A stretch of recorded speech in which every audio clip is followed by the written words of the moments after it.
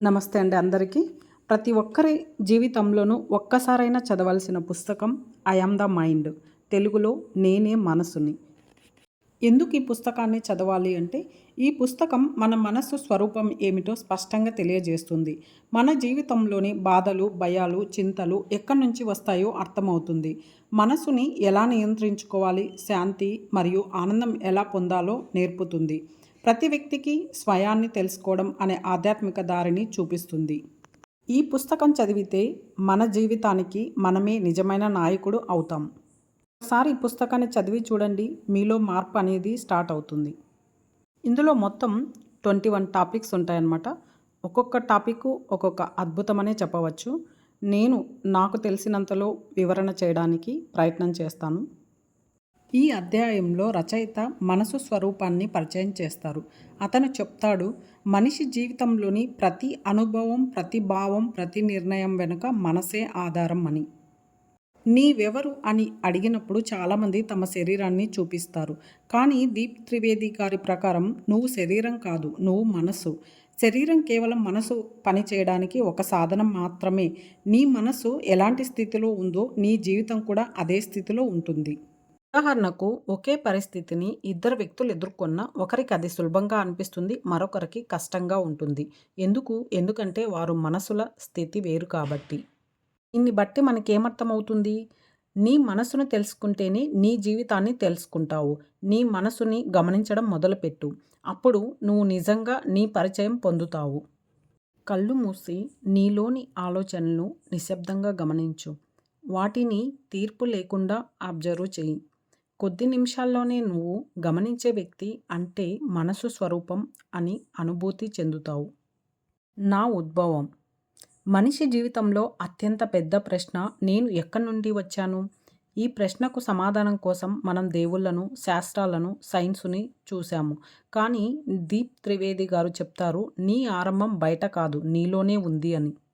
మనసు ఎలా పుట్టింది? రచయిత ప్రకారం మనసు పుట్టింది చైతన్యం నుంచి. అది అనంతమైన శక్తి, అంతులేని వెలుగు. ఆ చైతన్యమే నేను అనే భావం సృష్టించింది. నేను అనే భావం కలిగిన వెంటనే అది 2 భాగాలుగా విభజించబడింది. 1 పరిశీలించే భాగం, 2 అనుభవించే భాగం. ఇదే విభజన మనసు పుట్టుక. ఆ మొదటి క్షణం. రచయిత ఇలా అంటారు, ఆ మొదటి క్షణంలోనే మనసు ఆలోచించడం ప్రారంభించింది. అది సృష్టి ఆరంభం. మనం దేవుడు సృష్టించాడు అంటాము, కానీ దీప్ త్రివేది గారు చెప్తారు, దేవుడంటే చైతన్యం. ఆ చైతన్యం తనను తాను తెలుసుకోవడానికి మనసు అనే రూపం తీసుకుంది. అంటే మనసు అనేది సృష్టి యొక్క మొదటి పుట. మనసు విశ్వంతో సంబంధం. మనసు కేవలం మనిషిలోనే కాదు, ప్రతి జీవిలో, ప్రతి అణువులో చైతన్యంగా ఉంటుంది. మనసు అనేది ఆ చైతన్యానికి ప్రతిబింబం.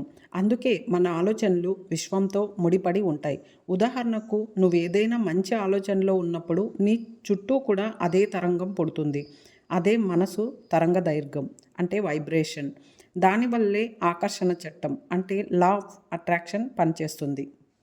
మనసు మన అనుభవాల మూలం. మనసు పుట్టిన క్షణం నుంచే భావాలు, అనుభవాలు పుడతాయి. సంతోషం, దుఃఖం, ప్రేమ, భయం ఇవన్నీ మనసు సృష్టులు. మెదడు కేవలం వాటిని ప్రసారం చేస్తుంది. అంటే నీ అనుభవాలు నీ మనసు రూపకల్పన ఫలితం.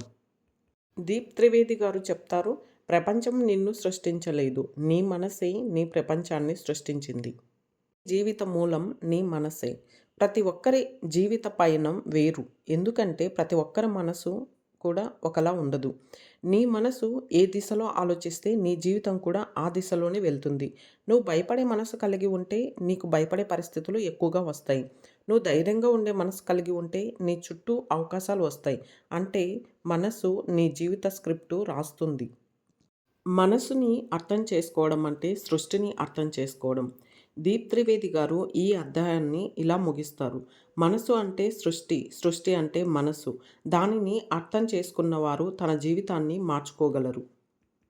ఇంకా రచయిత గారు ఏమంటారు అంటే, నువ్వు ఆలోచన కాదు, నువ్వు ఆలోచనలను సృష్టించే శక్తి. నువ్వు శరీరం కాదు, నువ్వు దానిని నడిపించే చైతన్యం అని. నెమ్మదిగా మీ కళ్ళు మూసుకోండి. మీలోని ఆలోచనల మూలాన్ని గమనించండి. ఇది ఎక్కడి నుంచి వస్తుంది? ఆ ఆలోచనల వెనుక ఉన్న నిశ్శబ్దాన్ని అనుభూతి చేయండి. అది మీ చైతన్యం, అది మీ మనసు ఉద్భవం. 3 చాప్టర్ రహస్య విన్యాసాలు. ఈ అధ్యాయంలో రచయిత చెప్తున్నది ఏంటంటే, మన మనసు మనకు కనపడకపోయినా అది నిశ్శబ్దంగా అద్భుతమైన రీతిలో పనిచేస్తూ ఉంటుంది. మన నిర్ణయాలు, మన భావాలు, మన ప్రవర్తన అన్నీ దాని రహస్య విన్యాసాల ఫలితమే. మనస్సు అనేది అత్యంత శక్తివంతమైన యంత్రం, కానీ దాని పనితీరు మనకు కనబడదు. అంటే మనం చేసే ప్రతి చర్య, ప్రతి మాట, ప్రతి నిర్ణయం ఇది మనసులోని అంతర్గత ప్రోగ్రామింగ్ ద్వారా నడుస్తుంది. మనసు ఒక కంప్యూటర్ లాంటి యంత్రం. దానిలోని పాత అనుభవాలు, విశ్వాసాలు, భయాలు అన్నీ సాఫ్ట్‌వేర్‌లా నిల్వ ఉంటాయి. మనసు లోపలి నిర్మాణం. మనసు 3 స్థాయిల్లో పనిచేస్తుంది. చేతన మనసు, కాన్షియస్ మైండ్, ఇది మనం గమనించగల ఆలోచనలు. అచేతన మనసు, సబ్కాన్షియస్ మైండ్, ఇది మనం గుర్తించని భావాలు, అలవాట్లు, జ్ఞాపకాలు. అతిచేతన మనసు, సూపర్ కాన్షియస్ మైండ్, ఇది మన లోపలి దైవశక్తి, స్ఫూర్తి. దీప్ త్రివేది గారు చెప్తారు, మనలో ఎక్కువ నిర్ణయాలు అచేతన మనసు ద్వారానే జరుగుతాయి అని. అచేతన మనసు, సబ్కాన్షియస్ మైండ్ ఎలా పనిచేస్తుందో తెలుసుకుందాం. నీ చిన్నప్పటి అనుభవాలు, భయాలు, తల్లిదండ్రుల మాటలు, ఇవి అన్నీ నీ మనసులో రికార్డ్ అయి ఉంటాయి. ఉదాహరణకు, చిన్నప్పుడు నువ్వు పనికిరావు అని ఎవరైనా చెప్పారంటే ఆ మాట అచేతన మనసులో స్థిరంగా ఉండిపోతుంది. తర్వాత జీవితంలో ఏదైనా ప్రయత్నించినప్పుడు అదే భావన నీకు అడ్డంకిగా మారుతుంది. అంటే మనసు మన గతాన్ని మళ్ళీ మళ్ళీ ప్రదర్శిస్తుంది. మనం చేసే ప్రతి చర్యల వెనుక రహస్యం ఏంటో తెలుసుకుందాం. ఎవరైనా నిన్ను విమర్శిస్తే నువ్వు వెంటనే కోపడతావు. ఎందుకు? అది ప్రస్తుత పరిస్థితి వల్ల కాదు, నీ లోపలి గత అనుభవం స్పందిస్తుంది. దీప్ త్రివేది గారు ఏం చెప్తారు అంటే, ప్రతి చర్య వెనుక పాత గాయం దాగి ఉంటుంది.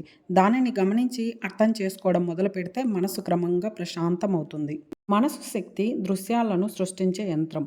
మనసు నిరంతరం ఆలోచనల ద్వారా చిత్రాలు సృష్టిస్తుంది.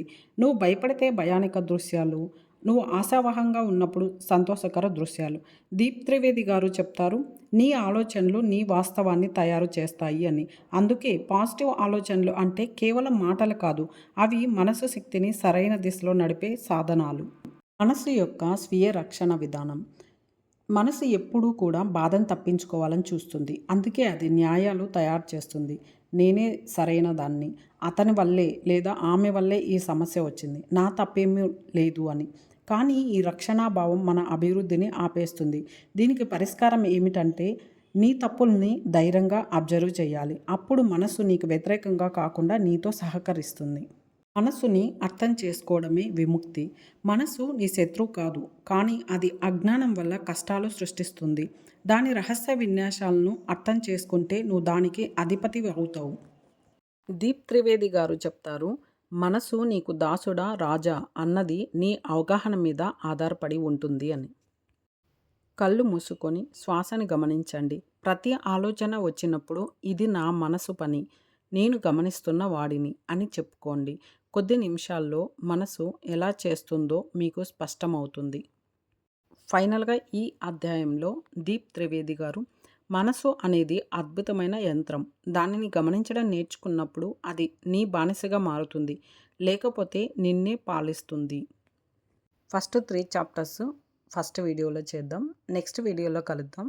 Like and subscribe. Thank you.